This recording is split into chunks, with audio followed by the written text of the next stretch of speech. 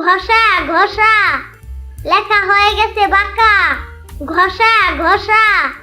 আর্য, কি হইছে মামু? টেবিলের উপর উঠছিস কেন?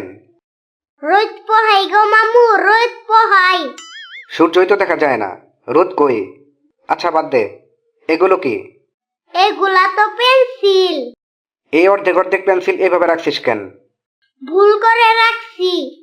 ভুল করে রাখছিস মানে? ফেলে দিতে চাইছিলাম। ফেলে দিবি মানে? এগুলো দিয়ে লিখবি না? না, স্কুলে ছোট ছোট পেন্সিল নিয়ে যাইতে ভাল লাগে না। পড়ালেখার জিনিসকে অন্যকে দেখানোর জন্য? না। এই পেন্সিল দিয়ে যে লেখাগুলো লিখতি সেগুলো কই গেল?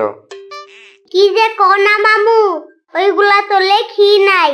আর ছোট পেন্সিল দিয়ে লিখে আরাম পাই না। ওরে আরাম রে।